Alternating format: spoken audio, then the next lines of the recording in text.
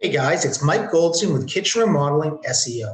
And we're here today on our webinar talking about local SEO and the new formula that's being used in 2021. I'm so sorry. I'm really glad that everybody's here because we're going to talk about kind of digital marketing overall first, and that is that we're going to talk about what do we do to optimize a website and to get it found, to get it listed on Google, and then to get leads. We take an all-encompassing approach. So that means that we start with a website, we make sure it's built to convert. Then you optimize that site. Make sure that it's going to come up on Google. We do things on the website. We do things off the website. And we're going to talk about some of those today. Then there's other things that you can do to increase your search visibility, such as paying for ads on Google or paying to create more brand awareness through Facebook.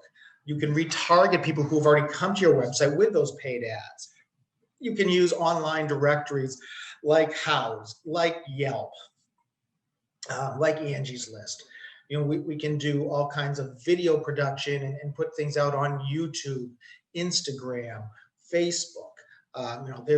There's all sorts of map optimization specifically that we can do so that you're found in GPS systems.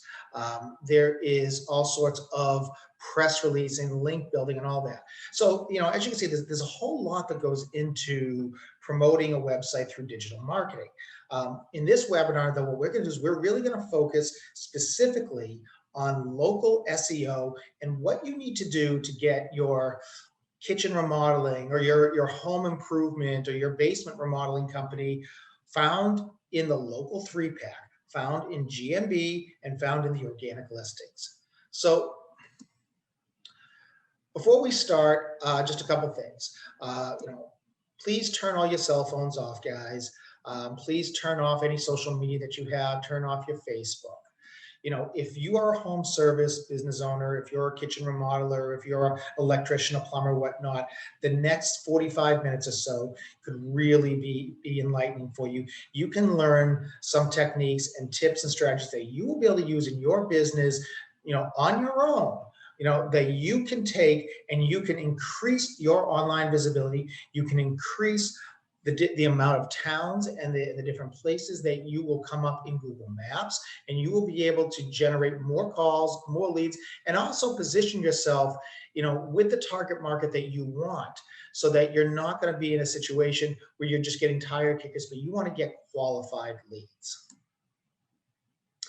So what we're going to cover today is basically what are the latest updates with the Google algorithm. Now, I should preface this by, saying today, we, sorry, somebody is just, commenting on the fact that, they heard about site speed. We'll talk about that in a second. So, like I said, today is May 8th, 2021. Google is expecting to come out with a very significant algorithm update in the middle of June 2021. So we're definitely going to touch on that, and that has a lot to do with site speed and with user engagement. We're going to talk about things that you might have put in place in the past that did work then, but they're not going to work now, and you could actually even penalize you if you do things like using article directories or using cloaking techniques, things like that. We're going to talk about how to optimize your website using this new SEO formula for 2021 and beyond. And of course, we keep in mind that Google is a living, breathing organization, and it's something that changes on a very frequent basis. So this is why we choose to put these webinars out there, because we do stay on top of it. And I know some of you guys who are you're busy running your companies, you're busy running pipes, you're busy putting in counters and cabinets, you're busy with the plumbing work, whatever it may be. You don't have time to read every Google patent. You don't have time to read every rumor that comes out and figure it out, and test it and figure out if it works. So that's what we're trying to do for you today. Is we're just giving you what we have actually tested, what we have seen that is actually working, what's not working as well, why it's not working, and what you need to do to really stay with it, with the current trends and the times. So the big question is this: does SEO still matter? You know, a lot of people are saying, yeah, but you know what, everybody's just on their phone, and it's all about proximity. If I'm close to a place, it's going to come up. That's not really true. A lot of people saying, yeah, but I can just pay, you know, Google Ads. You absolutely can just pay for Google Ads. You absolutely can pay for YouTube ads and for Facebook ads. And you can laser target with Facebook ads to people not only in a geographic area and in an age demographic, but you can target to behavioral patterns, to interests, whether somebody is likely to click on an ad, whether someone's likely to fill out a form, all that. Yeah, you can do it. But is it the same as SEO? It's not. You know, SEO matters because it's sustainable. But let's take a look at, you know, what a standard SERP result page looks like. So you can see on the screen, the page that we have here, it shows you have these local service ads that people, I mean, they're literally paying per lead. No doubt that there is a place for that. Is definitely part of search. And quite frankly, you know, in our market, in our agency, we use Google Ads pretty heavily, and we find that they're very effective. But the thing with Google Ads is you are paying to play. It is not sustainable. And the minute you stop paying $1,500 a month, $1,000 a month, whatever it might be that you're paying in ad spend, you completely drop off the map. Now, speaking of maps, that is the next piece, and that is the most important. We're going to talk about why in a bit, but just quick highlight is, you know, more people look at the maps and they look at the local 3-pack than anywhere else on this page. Then under the maps, we have our organic listings.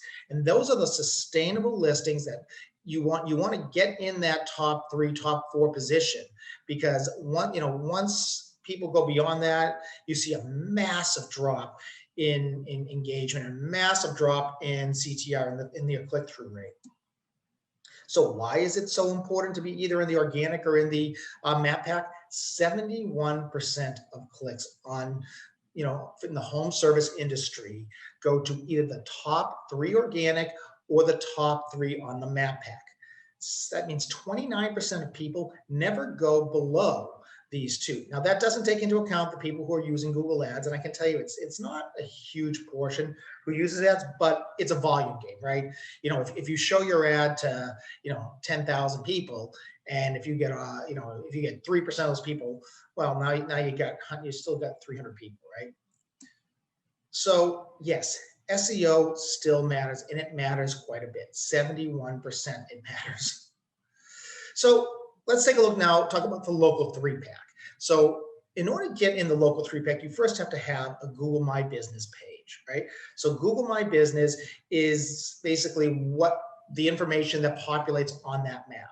Now, this is an actual screenshot from one of our clients' campaigns last month. And it showed, you know, they were, I'll be very upfront, they're in the kitchen remodeling space. They're in a very heavy competitive area in the Southeast United States. But this is showing you that there were almost 7,000 searches where their GMB, their map listing or their direct organic listing came up. Now, of those, you can see they actually came up almost 1,000 times on map searches over a 90-day period, and they came up over 6,000 times in search. It shows that between search and between, just from GMB, so not including the organic listings, but just their listing on GMB, their website was clicked 180 times. They got 20 people to actually pick up the phone and call them. You know, the 10 requests to their showroom. So you can see the power that GMB has, the power that Google My Business and local SEO has. So yes, SEO still matters. You can't rely on local service ads. You can't rely on Google ads, and you just can't rely on pay-per-click alone. Pay-per-click is a wonderful program. We promote it heavily, but it's not enough in and of itself. You need to really utilize the sustainable organic GMB. It's kind of like, do you want to own a home or do you want to rent a home? You know, SEO is buying the home. You own it. You're building equity. Renting, I can have that beautiful penthouse in Manhattan, but I better be prepared to pay. And every month I better pay. And if I stop paying, I'm going to get evicted. Well, if I stop with my Google ads, I'm getting kicked off the index. So let's talk a little bit about some of the challenges that you face. And if you want more information on challenges, certainly go over to our website, by the way, at kitchenremodelingseo.com. And we actually have quite a few articles on challenges that kitchen remodeling contractors face in digital marketing. But essentially, the first one is that you can't get away with duplicate content. Now, there is a misconception out there that there is a penalty if you put duplicate content, Google will penalize you. That's not true. Never has been, quite frankly. It's a horrible rumor. A lot of people believe it, but what it really is, that the reality is that Google is only going to index one page with that content. So you need to make sure that your page is the one, if you're putting the content out there, that gets the authority on it, and Google believes you were the original source. The other problem that you could have is it is conceivable that multiple pages could get indexed. And if that's the case, then the SEO power to the page is going to get diluted and split. But generally, you just won't get ranked at all for a duplicate content page. Now, low quality links pointing to your website, they can absolutely hurt you. Again, going back to what we used to do, when I started in SEO back in the late 90s, early 2000s, we used to get as many links as possible. That was the game. Build links, that's all that matters. So you'd go out to an article directory, you'd put an article out there, get it picked up by 500-600 other low quality publishers. They throw it on their site, there's a link back to you. If you do that now, you're going to get penalized. You need a real physical address. And so talking about Google Maps and talking about the GMB, it really is important that you do have a physical address. If you don't have an actual address, it's very hard to get ranked in the local 3-pack. Now, that's not to say that you can't do general SEO. You can't do organic, sustainable SEO. You absolutely can without a physical address. But for local SEO, it's really important. And then this is, I can't emphasize this enough, and I'm probably gonna say this 10 times today, site speed matters. All right, what that means is that in the new Google algorithm that's coming out, and Google has been warning about us for over a year, your website doesn't load in under 2.5 seconds, you're gonna get penalized and you're not going to rank well. It is a user experience issue. Users who go to a website and it doesn't load fast, they click off. And if at best, they'll wait for the page to load, they'll read what's on the page, but they're not going to start going to other pages because it's just not worth it to them. And then you deal with bounce rate issues, and we'll talk about bounce rate in a bit. But essentially, what a bounce rate is someone who comes to one page only from your site and leaves, doesn't go to other sites. So that's a real issue. So let's talk a little bit in more detail. So why is duplicate content not working? Well, the Panda algorithm that came out a few years ago really hit a lot of people hard who were using these article directories and things like that. And they were just trying to, pull content from other sites into theirs to make it look like they actually knew what they were talking about. They had lots of content. The fact of the matter is, it doesn't work. Most kitchen remodeling companies, they'll serve within 25, 50 miles at the most. So there's lots of little towns, little cities within your geographic area. And you don't want to just write some content for one page and then switch out. So let's say we're in the Boston, Massachusetts area. And we look at some of the towns near Boston. We have Cambridge, we have Chelsea, we have Somerville, we have Alston, we have Brighton, we have Brookline. I could go on. So there's a whole lot of smaller towns around Boston. We don't write a page for Boston kitchen remodeling and then go and create a new page for Cambridge kitchen remodeling that just basically takes that same page and swaps out the word Boston for Cambridge. You need to write unique content for each page, ideally 500 words or more. So like I said, it used to be commonplace to set these city pages up and just swap out an image, swap out a name. Don't do it. Now the other thing is a lot of people set up little microsites. So what a microsite is it's like a 2 or 3 page website. So what you might do is you might buy BostonKitchenRemodeling.com and then you buy CambridgeKitchenRemodeling.com and you take the same site and you put it on both and you just swap out the name Boston and Cambridge everywhere. Same problem. Even if it's not on the same URL, doesn't matter. Don't use duplicate content. Only one page is going to get ranked, so you're just wasting your time, quite frankly. All right, so let's talk about irrelevant, low-quality links. Like I said, it used to be all about links, article directories, just going onto every search, every directory you could find, and getting linked. It's not going to work. Penguin came out, and I cannot tell you how many people went out of business because of Penguin. Penguin was an algorithm update that looked for these very low quality links, and websites started to get de-indexed, and all of their marketing just went out the door because there were people who were doing just SEO. So just like I say, pay-per-click alone won't do it. SEO on its own generally is not going to do it either, frankly. And that happened to a lot of companies back then. So if you're going to have reviews on your link profile, you want to find you want to find all of the bad links. Get rid of those. You want to find the negative reviews and respond to them. So one of the things that you can actually do is you can use a tool called SEMrush. So if you go to semrush.com, you can purchase their tool. I think it's like $100 a month. And what that does is you can actually use it to find what we call toxic links. You can do a search on the web for everyone who links to your site. Then when you find all of the sites that are low quality, or they're really using some bad techniques and that can hurt you and certainly can hurt them, you can then create a special text file that you can upload to your Google Search Console, presuming that you have instituted and you have Google Analytics and all that, and you can ask Google to disavow, to essentially ignore any of the links that are on that document.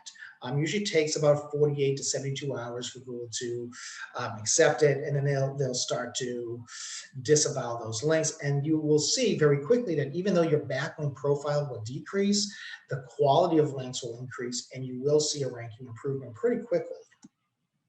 And then we certainly want to, you want to make sure that you have a lot of links that are different, right? So if every link you have says, click here for a design consultation, and that's the only link that you have across the web, it makes it seem like you're almost spamming the web. So you want to have some links which should be follow links, some should be do not follow links, some you want to change up your anchor text. Some links could be on images, some links could be on video. It's some links could be a click here, where others are a longer long tail term. So you just want to kind of diversify that a little bit. Now, talking about a real address. A lot of people, they work out of their homes. Okay, that's fine.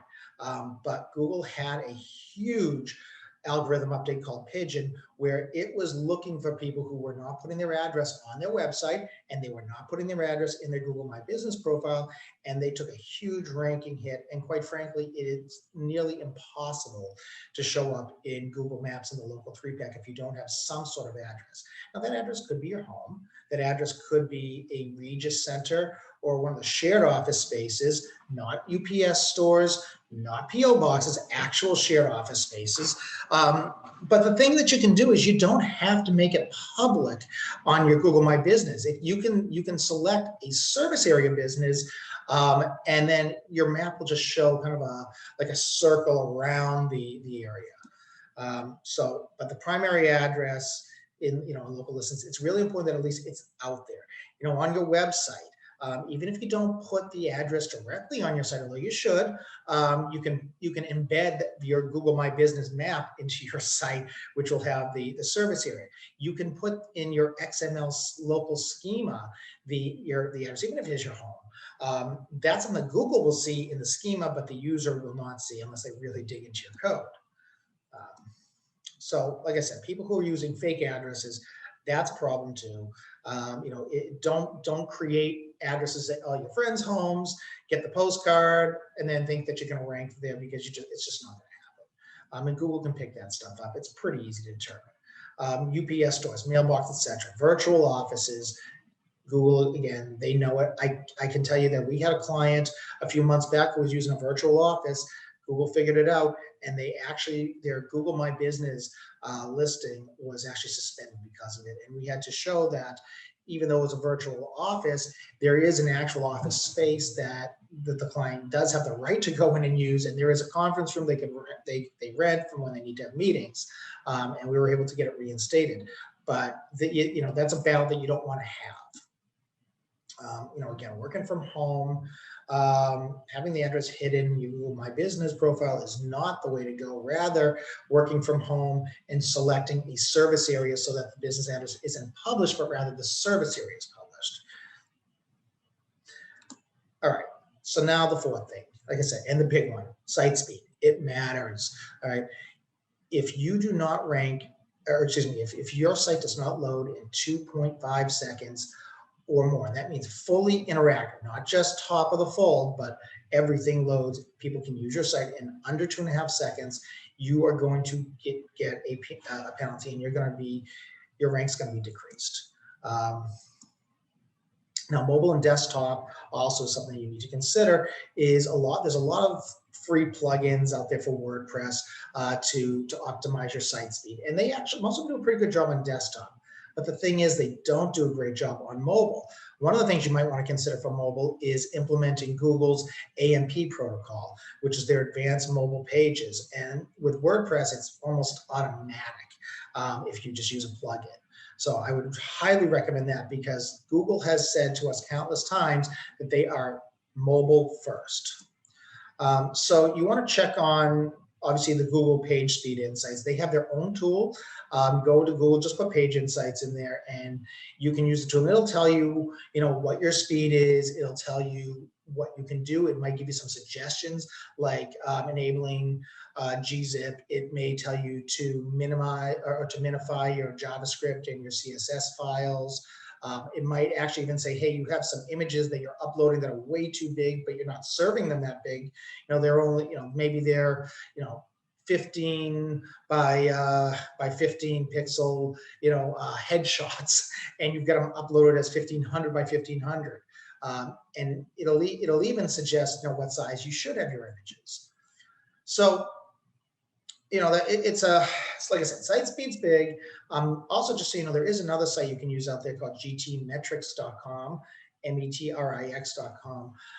You can use that. They will actually optimize the photos for you. It's not nearly as good as having next gen images, but it's definitely better than a lot of what people have to start. So what else has changed in the SEO world? So like I said, old-fashioned SEO, it's no longer effective. Just the massive quantity link building, it doesn't work. All the algorithms we've talked about, they're they're making it much more user-friendly. So people need to have access to websites. People need to be able to use the website. They don't want to be tricked with bait and switch. So the new SEO approach is really heavily focused, like I said, on user optimization. So with that in mind, your CTR is super important moving forward. What that means is the percent of people who see your listing on a search result page and then click on it. That's your click-through rate. And one of the places that becomes really important, how you control that, is with your title tags and your meta description, because that's actually what Google lists and shows people. So you want to be very upfront and honest about what the page is, but you want to be very descriptive as well, so that you set the expectations. And the scroll rate is also very important. Once someone comes to your web page, what do they do on your page? Are they on your page for 5 seconds and click off and get a bounce rate? Very bad. Are they actually scrolling and reading your content? That is something that Google can determine. And it is something that the more someone scrolls, the longer they're on your page, the more authoritative, the more relevant Google believes your page to be. And that's where time comes in. Time on page is a huge factor. So there's a couple of things that we like to do to really increase that time on page. One of them is putting video on a page, because people tend to watch, but even if they only watch 30 seconds of a video, hey, that's still 30 more seconds that they're on your site. They're watching the video. And if you use YouTube and you embed the YouTube, now you're using a Google property. Remember, Google owns YouTube. So if you're going back and forth between YouTube and your site, you're showing some signals that Google can really pick up on. And of course, bounce rate is something you really need to avoid. You want to give people a reason to stay on the site. Now, number of citations and number of reviews for local SEO and local SEO only actually is very important. So I know I just said we don't want to build a bunch of quantity of links, but we do want to have a lot of these second-tier citation sites, and even primary and social sites like Facebook, like YouTube, like Twitter, About Me, all of these sites like that that can then link back to your site, but also because now you can post content out there, and we'll talk about content marketing, at another time, but you can link to those secondary sites, and those secondary sites link to your site. So it's kind of, so the more popular you make those secondary sites, the better your page is going to rank. But for local SEO, reviews are really, really critical, both from a CTR point of view as well as from an actual algorithm ranking. So the more reviews you have, the more likely you are to get found on the local 3-pack. Now, if you happen to be on the local 3-pack with just a couple reviews, people tend to look at those 3 listings that come on the map, and the first thing they do is they look for those stars. Do you have a 4-star or higher average, and how many reviews do you actually have? A company that's got 175 5-star reviews, maybe a couple 4s in there, versus a company that's got a 2-star review and that's it, and just one of them. Who would you click on? Who would you want to read more about? And of course, page speed matters for ranking. Can't say it enough. Okay, so we want to figure out not only, tactically, what can we do to make our page relevant? What can we technically to make the user experience better? But we also want to have a little bit of insight into what people are actually searching for.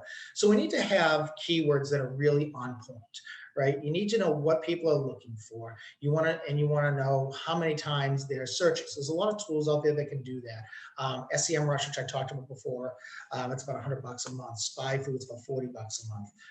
If you are running Google Ads and have an active Google Ads account, now this is important, you have to have an active account. When you go into review keywords for ads, you can get estimates that way as well. So the other part of this is, when you're setting up your website, you want to make sure you're utilizing those keywords in your title tags, in your meta description, in your H1 through H3 headers.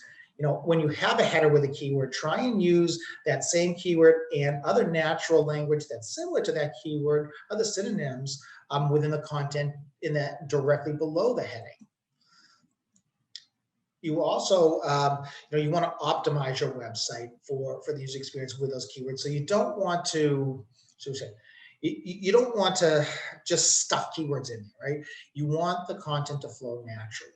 So what this means is don't go and buy some offshore content piece that someone charged you $5 to write, 1,500 words.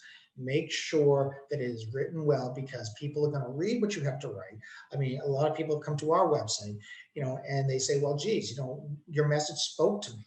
That's fantastic. That's what we want, right? So we don't want to just shove a bunch of keywords in there to make Google want to see it, but rather, what we want to do is we want to write for the user. And that's really what we're talking about in terms of optimizing your site for on-page SEO. It's just making sure the content flows, making sure you're using your keywords in the right places, you're using titles and headings, your site speed is proper, you're using alt tags on your images, and you're putting keywords in your alt tags and your title attributes. Now, the other thing that's really important, though, is offsite. What do we do not on our website, but on other sites? And then certainly, we want to track the results. So we want to track where we're getting those offsite links from. We want to track the reviews on Facebook and track the reviews on Google My Business and the reviews on House. We want to track, how many clicks we're getting. We want to track our click-through rate, all of that, because there's no way to improve. There's no way to measure ROI if we don't know where we started and where we're going. So in terms of on-site optimization, just to kind of summarize, we're talking about strong content. We're talking about using headings to break content up, using images, all of that. Leveraging YouTube, like I talked about, for on-page time. Create some engaging videos, upload to YouTube, then embed that YouTube video in your site. People are going to start, they're going to watch it, and they're going to stay on your site longer. certainly more content, the better, as long as it is highly relevant. So if you are in kitchen remodeling, I always recommend you have a page about kitchen design services. You have a page about actual remodeling and architectural changes. You have a page about cabinets. You have a page about countertops. You have a page about backsplashes and hardware and all the other little ancillary things. Also want to have a page for each of your local service areas. So again, going back to our Boston example, we have a page for Boston that's written specifically about Boston. Maybe we mention Fenway Park in there. Maybe we mention the Back Bay neighborhood. Maybe we want to put some specific zip codes in. Hey, do you live in blah, blah, whatever it might be, right? Unique for each city. No duplicate content. And then you also want to make sure you geotag images. So this is one of the ways where you say, well, I don't have a physical address 5 towns away, but you know what? I do a lot of work there.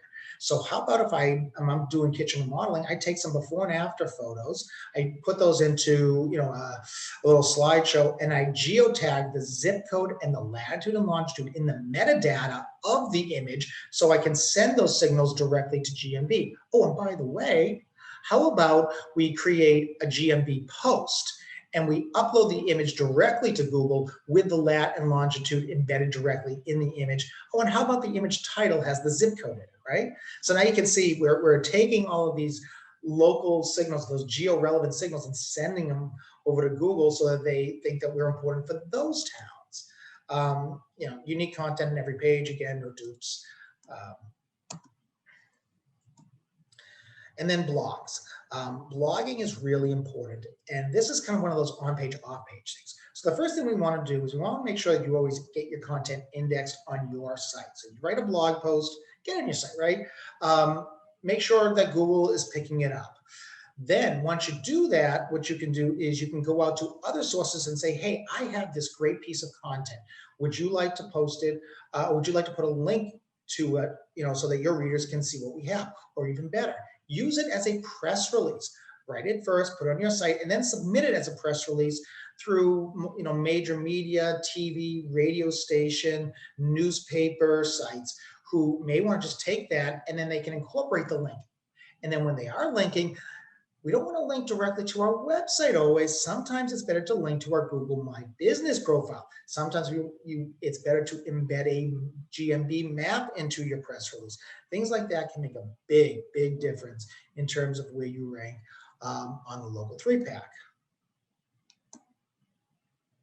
So this is a perfect example. This is one of our clients in the Savannah, Georgia area. You can see they're on the local 3-pack. They're on the maps.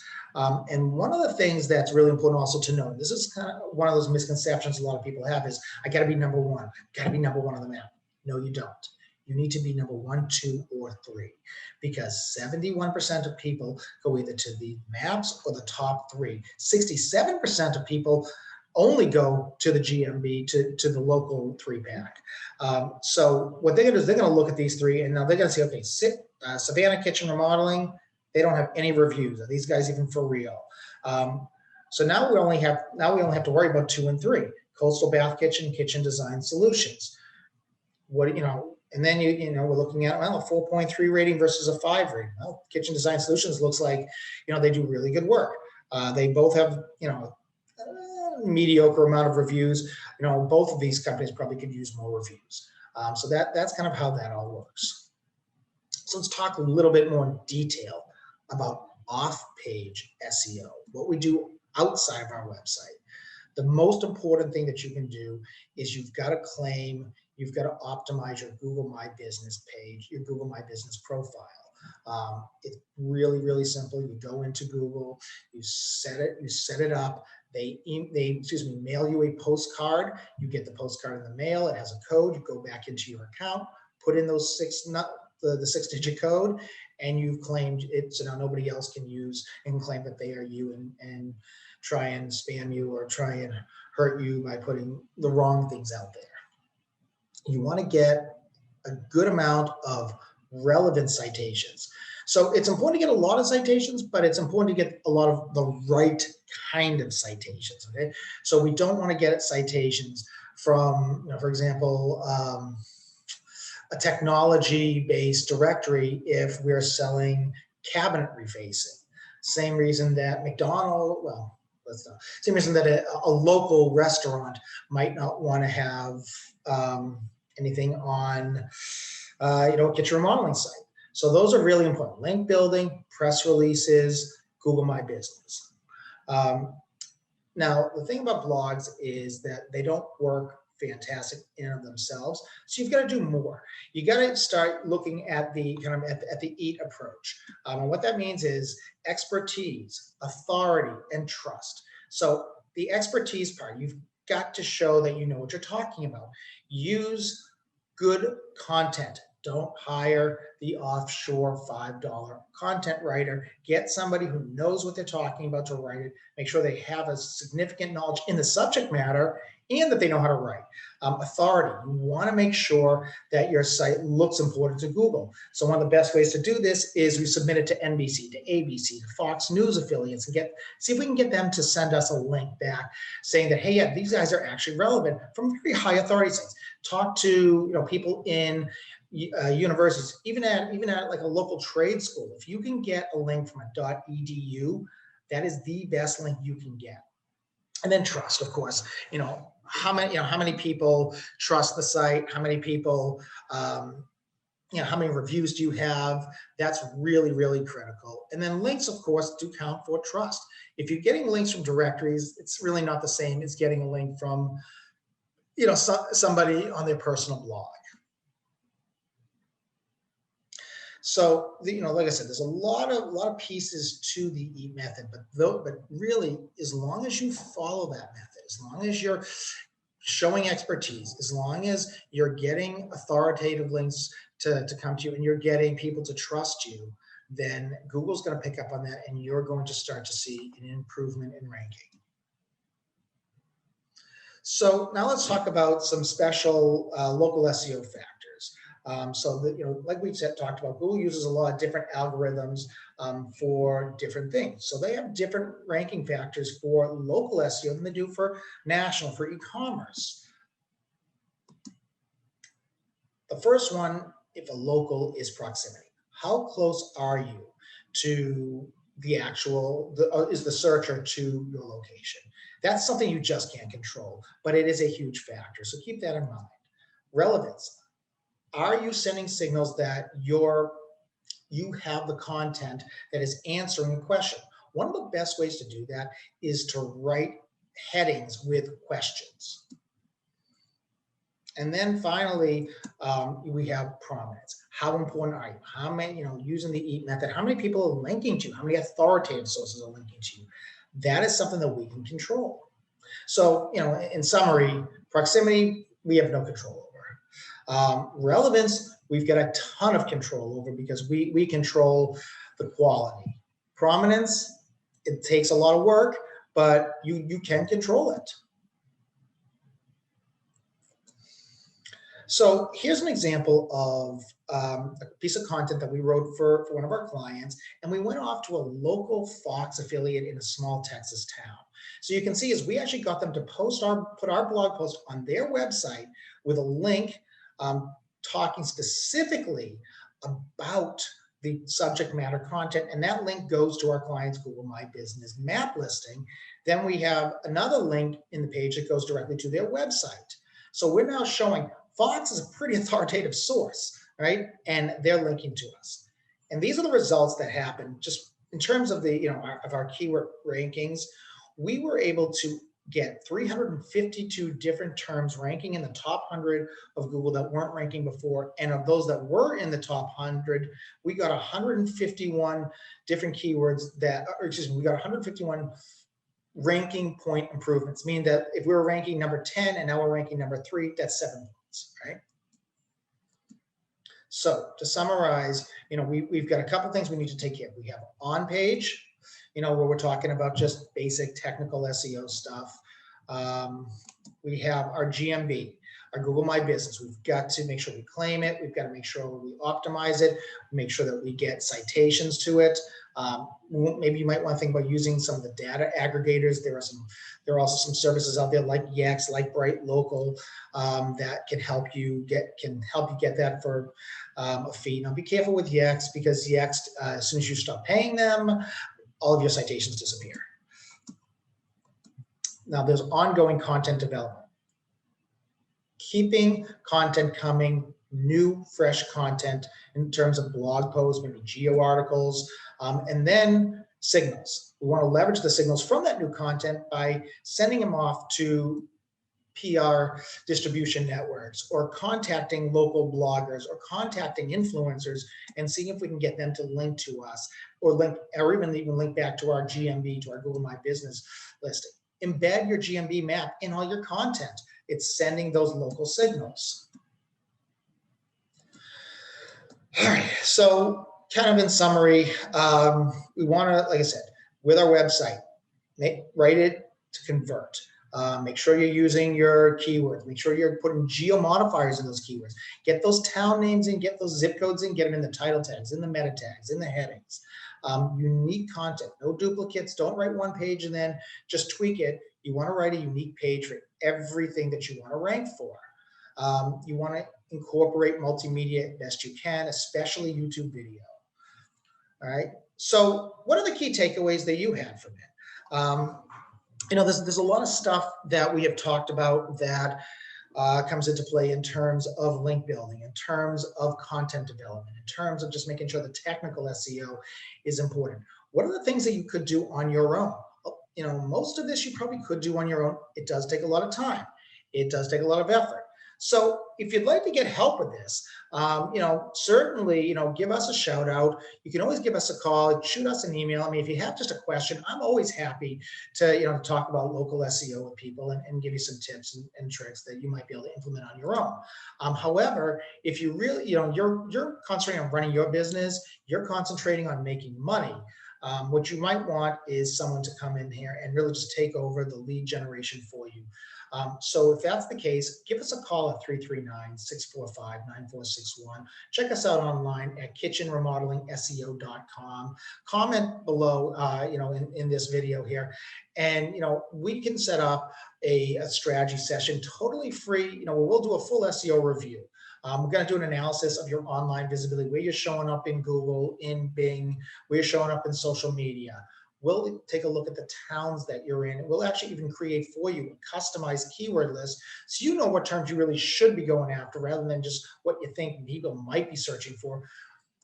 We'll do a ranking report. We'll show you where you actually are ranking right now for the important keywords, as well as with the geo modifiers, with your town and the corresponding towns. We're going to do an analysis of online directories for consistency and name, address, phone number consistency, making sure that your NAP is the same. We will do an analysis of your online reviews, tell you, what kind of reviews you have on all the different sites, and also we'll let you know, hey, did you forget to, to comment on a review, positive or negative? Those are some things that that you want to do, as well as we'll kind of give you some tips on things you can do to increase your reviews. We do an analysis of your full social presence: Facebook, YouTube, Twitter, Instagram, LinkedIn, the whole gamut there. And then we also do a really deep dive into the conversion elements of your website. Is it optimized to convert? If, let's say, we get people to your site, what do they do then? Is there a form for them to fill out? Is there a reason for them to fill out the form? Is there an offer being made? What is the call to action? Things to that extent. So, like I said, it's definitely something that you want to look into. If you're looking to take your business to the next level, you want to go from 6 figures to 7 figures. You want to go from low 7 figures to to mid 7 figures. We can definitely help out there. Either way, I appreciate you sticking around watching the webinar. I hope you learned something today. So again, my name is Michael Goldstein. I'm the founder of Kitchen Remodeling SEO, where we work exclusively with kitchen and bathroom remodeling contractors, helping them increase their business, increase their leads and calls through digital marketing efforts.